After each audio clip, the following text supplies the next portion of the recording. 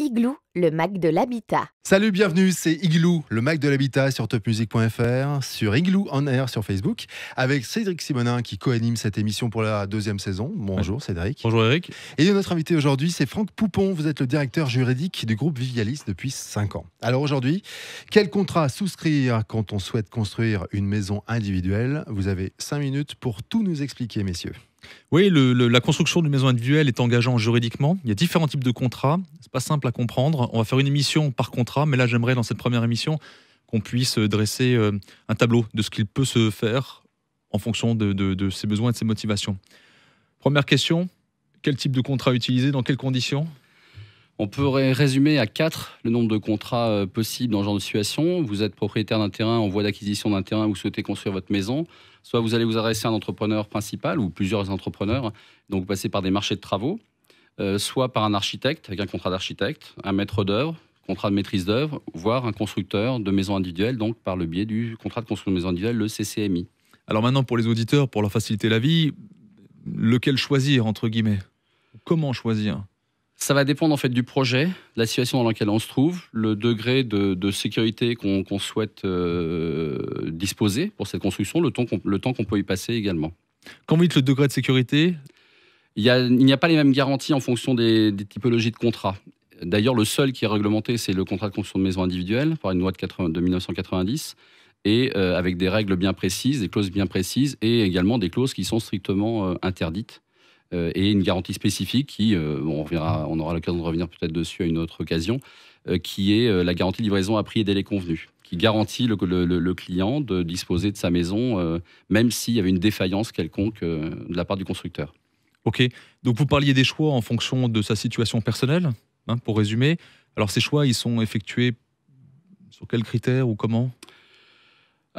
Alors il y a justement il y a des choses qui vont, ça va être en fonction du projet du client, mais il y a également des règles déjà il n'y a pas une totale liberté. Si vous avez par exemple un bien qui doit disposer d'une surface de plancher supérieure à 150 m², vous ne pourrez pas vous passer du recours à un architecte.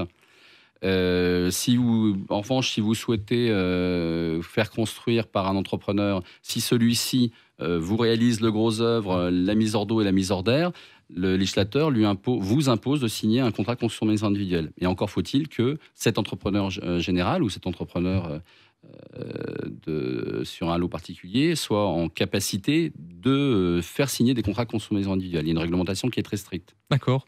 Là, on sait que sur un projet, il y a différents stades. La conception, la direction des travaux, la réalisation des travaux. Est-ce qu'en fonction des contrats, il y a des choses qui varient en fonction des contrats choisis ? Pas forcément qui varient, si ce n'est que chacun de ces contrats intervient de façon plus ou moins importante sur chacune de ces 3 phases, sachant que chacune de ces 3 phases doivent être effectuées pour arriver à réceptionner son bien.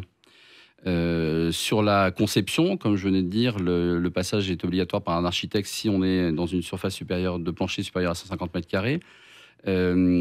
L'entreprise générale de bâtiment, donc l'architecte a habituellement soit une mission partielle qui est le montage de l'opération, la conception avec le dépôt du permis de construire.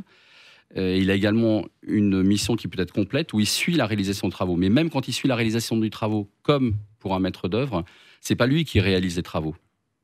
Donc il va falloir signer des marchés de travaux avec des entreprises qui auront été présentées et conseillées et avalisées par le maître d'œuvre ou l'architecte. Donc alors si je résume, on va dire que je choisis le cadre juridique de mon contrat pour la construction de ma maison en fonction, peut-être de mes compétences. Il y a la notion de temps qui va jouer aussi, le suivi de chantier, etc. Il y a une notion de responsabilité. Est-ce que si je tourne autour de ces 3 axes, j'ai un peu résumé De responsabilité et de garantie. Oui. Oui, tout à fait, oui. Et après, en fonction aussi des dimensions et du type, la typologie de projet, avec les fameux 150 m², par exemple, à prendre en considération. Ok. Donc, pour conclure, allez, comment bien choisir ? Est-ce qu'on pourrait déjà donner quelques pistes ? Si quelqu'un est débrouillard, a du temps à passer sur son chantier et puis est sur place également, parce qu'on peut également envisager des clients qui se trouveraient à un autre bout de la France et donc qui ne pourraient pas être sur place.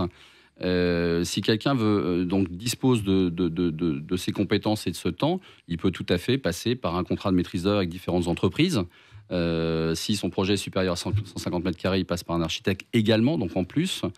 Il peut également, si c'est inférieur à 150 mètres carrés, ne passer que par des entrepreneurs, mais ça va être à lui de signer les contrats et ça va être à lui d'assurer cette direction de chantier parce que chaque entrepreneur intervient de façon indépendante. Et s'il souhaite, en revanche, avoir un seul interlocuteur et qui s'occuperait à la fois de la conception, avec lui bien évidemment, mais de la conception, de la réalisation et de la direction des travaux, là, il n'a pas d'autre choix finalement que de passer par un constructeur de maison individuelle qui lui amènera toutes les garanties en ce sens. Ok. Et on en connaît des très bons. Et on en connaît des très bons. Donc, Eric, vous voyez, on a dressé un tableau assez rapide des possibilités. On fera une émission par thème, parce qu'il faut après rentrer bien dans le détail. Ça fera l'objet d'émissions ultérieures. Igloo est là pour ça, évidemment. Merci Franck Poupon. Merci C'est Eric. une première, vous avez été parfait. Oui, t'es un peu timoré. Bon, pas parfait, mais presque un peu timide. parfait. Un peu encore. timide. Ouais, il va se dérider. Bon, on le réinvitera alors. Voilà. Coup. Ok, vous avez signé pour une autre émission. Merci beaucoup, merci Cédric Simonin. Merci Eric. Bonjour à tout le monde du côté de Trianon Résidence. Bonsoir. Cette émission, on la retrouve sur topmusic.fr, sur le site de Trianon Résidence et sur Internet, sur Facebook, Igloo on Air. À bientôt, c'était Igloo, le Mac de l'habitat. Salut. Salut.